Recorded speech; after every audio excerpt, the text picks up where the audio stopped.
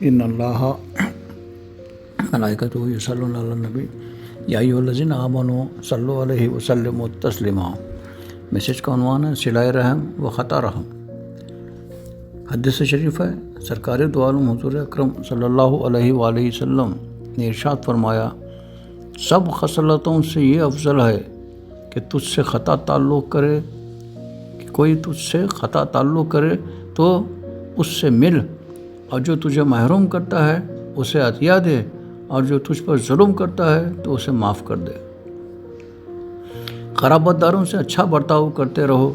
حدیث شریف میں آیا ہے، جو شخص یہ چاہے کہ اس کی عمر دراز ہو اور روزی فراخ یعنی زیادہ ہو تو اس کو چاہیے کہ قرابت داروں سے، رشتہ داروں سے اچھا برتاؤ کرے اور سلوک کرتا رہے، اور صلہ رحمی سے مال اور اولاد میں برکت بھی ہوتی ہے۔ صلہ رحمی ایسی عبادت ہے کہ اس کے برابر کسی نفل عبادت کا ثواب نہیں ہے، اور خطا رحم حرام ہے۔ خطا رحم تو حرام ہے، اس پر اللہ تعالیٰ کو غصہ آتا ہے، جلال آتا ہے، اور خاطے رحم کے گھر رحمت کے فرشتے نہیں آتے ہیں۔ آج کے میسج کا دوسرا عنوان ہے طمع۔ طمع بد اخلاقی میں سے ہے، اس میں سردست یعنی جب کا جب ذلت و خواری ہے، اور آخرت کی خجالت۔ جب طمع پوری نہیں ہوتی تو بہت سے اخلاق بد اس سے پیدا ہوتے ہیں، کیونکہ جو شخص کسی سے طمع کرتا ہے تو اس کے ساتھ چکنی چپڑی باتیں کرتا ہے، جو کہ صریحاً منافقت ہے۔ عبادت الہی میں بھی ریاکاری کرتا ہے، اور اپنی تاخیر پر یعنی اگر کسی نے ذلیل کیا تو صبر کرتا ہے۔ یہ سب طمع کے نتائج ہیں۔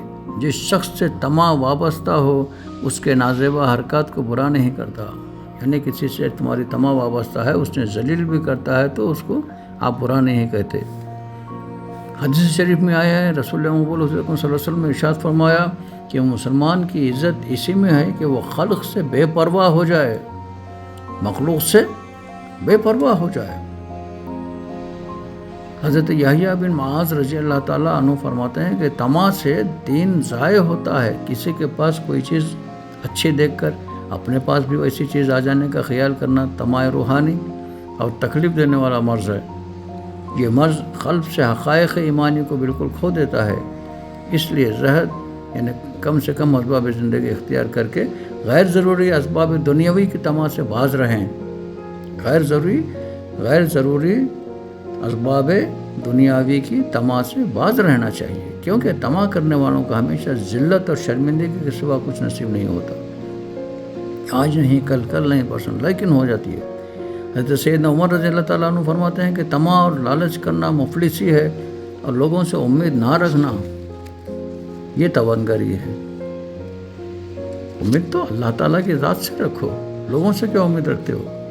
خواجہ جنید بغدادی رحمۃ اللہ علیہ فرماتے ہیں کہ اگر کوئی شخص پوری دنیا کا مالک بھی ہو جائے مگر اس میں حرص و طمع نہ ہو تو اس کو کچھ بھی نقصان نہیں پہنچ سکتا، اور اگر کسی شخص میں رمق برابر یعنی خشخش کے دانے کے برابر بھی طمع ہوگی تو وہ ضرور گھاٹے میں ہوگا۔